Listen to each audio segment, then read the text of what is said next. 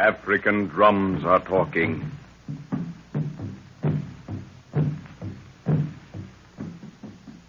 Land of serene beauty and staring horror. Slimy rivers and parched plain. Where nature laughs in 1,000 voices to mock the efforts of civilization. Where masked murder thrives and hides itself behind the cloak of life.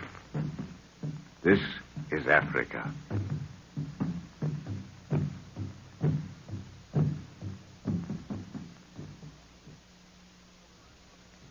Professor Anton Edwards and his party, led by Ifabi, a beautiful native girl, enter the whispering forest of death in search of a legendary treasure.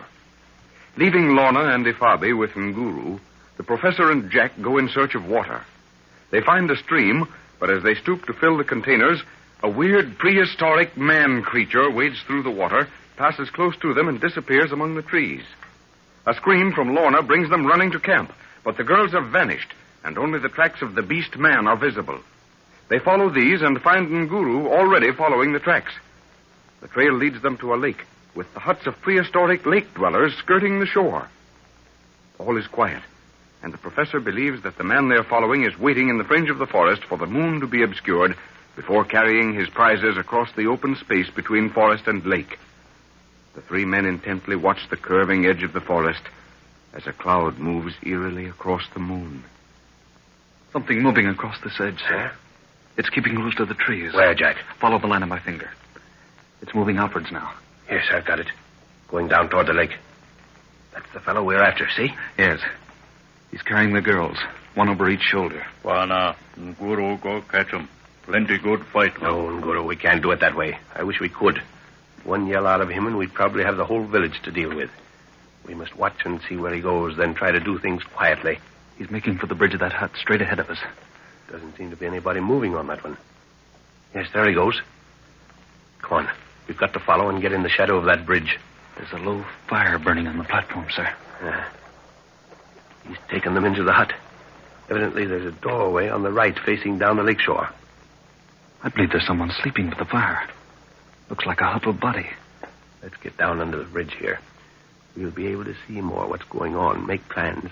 Wana, Nayane man, Naona. He's come out of the hut and going to the fire. Yes. That was someone sleeping there. He's kicked him awake. Probably wants more wood on the fire. Hope it won't throw too much light. We've got to get up there unseen if possible. No, sir, it's another man. He's coming this way towards the bridge. Keep down, everybody. Nayane man, him guard. Yes, he's a guard, all right. He's squatting on the bridge, looking toward the forest. We'll have to get behind him somehow. Where did the other one go? Back in the hut. You can hear him moving about. Nguru, think you can swim out and climb up one of the piles and attract the guard's attention? Jack and I'll come up behind him when he turns. But the job must be done silently. It is good, Wana. Can do. Off you go, then. Gee, I hope we can get in that hut soon. Lorna must be scared to death. Well, she knows we're doing everything we can to find them. Probably listening now for the slightest sound of our approach. Look, Nguru's climbing the upright. Maybe there are others with a fire on the far side. Don't worry. He'll take a good look before making his move. There's someone walking on the platform. Coming this way. Two of them up there now. Wonder if that's the fellow from the hut, huh? I don't think so, sir. The footsteps came from way back by the fire. Well, we'll have to wait for Nguru to get there before starting anything. There, he's climbing about the platform. His legs are drawn up out of sight now. We'll have to take a chance to watch what's going on. Slide out a bit until you can see. We've got to be ready to move quickly. There are two of them, sitting close together watching the forest. The fellow evidently expected to be followed. Nguru's making toward them. Looks as if he means to tackle them alone. We can't let him do that, sir. Don't worry about him. He knows what he's doing. Moving just like a shadow on all fours. He's rising. Get ready, Jack. This is one of his favorite tricks. He'll crack their skulls together and they won't know what happened. But don't move until he gives us a signal. There it goes, sir. Wait, keep down. Now take a look. See what he's doing? Why, the The 2 guards are still there. And Guru's lying in their shadow, holding the unconscious bodies upright. That's in case someone heard the noise he made. If anyone comes out to take a look, everything appears to be normal. There's the signal. Come on. Now move carefully, Jack. Unayane man sleep. Good work, Guru. You'll have to stay here and watch them. You know what to do if they start to move. Aye, Buana. Come on, Jack. Try not to swing the bridge as you move. It makes it confounded rugged. Sounds as though you were right, sir. He's sleeping. There's the entrance. Have to get in and take a chance with the flashlight. It's too dark to make anything out. When I switch it on, take a quick look around. Get the lay of the place. We'll have to work in darkness after that. Okay. Father, Jack, is that you? Shh. Have you got it? Yes. They're sitting with their backs to the center pole. He's sleeping on those skins to the right. Move in gently. The girl's arms are tied behind them. Oh, Jack, I knew you'd come. Are you hurt, dear? No, just terribly frightened. How did you find me? Never mind that now. Use your knife on those thongs. Saw through them. You'll never get them untied. You all right, Ifabi? Yes, white man. The hour is not yet for Ifabi. She's been wonderful. Hush. He's moving.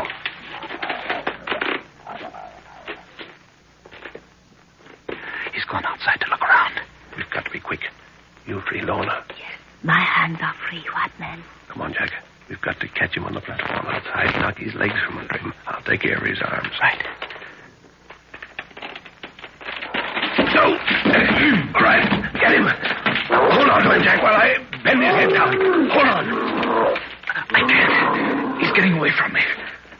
Look out. Buana. Runga. Plenty good. Good Lord. What happened? Guru hit him on the head with a club. Come on now. Let's get out of here. Lorna, Ifabi. They're here, sir. Up the beach into the trees as fast as you can. Now get going.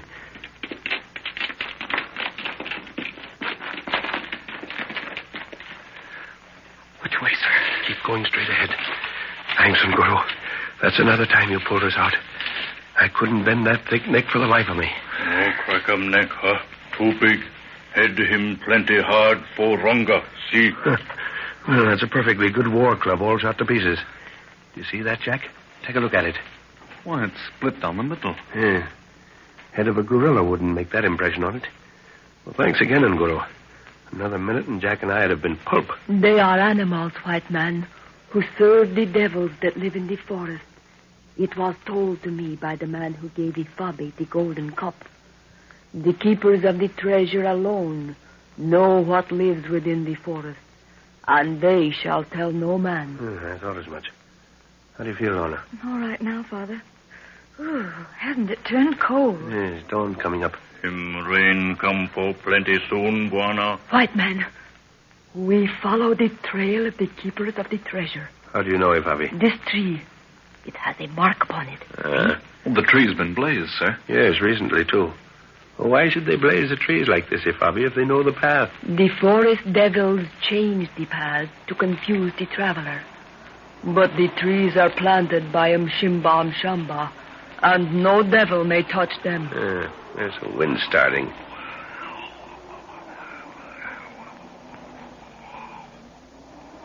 We're going to get soaked in a few minutes. Better crawl under some of these large ferns. They'll give us a little shelter anyway. Ifabi goes along the trail while the white man shelters himself. She will return. Why is that? Aren't you afraid of the forest devils? The rain will keep the devils busy. And Ifabi should know the way that we may travel faster. What's Ifabi's idea, sir? I don't know, Jack. It's possible, though, she thinks the same as I do. That those trees were blazed especially for our benefit. To lead us the wrong way? But no one knew we were coming here, Father. Well, goodness knows. Well, here comes the rain.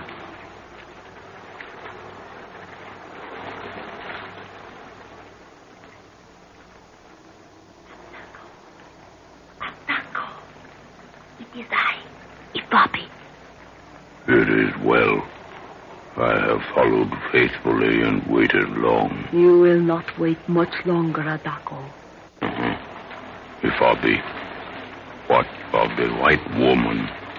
The devil's servant shall find her tied to a tree. You must kill the black warrior. The white men will look into Ifabi's eyes and die by their own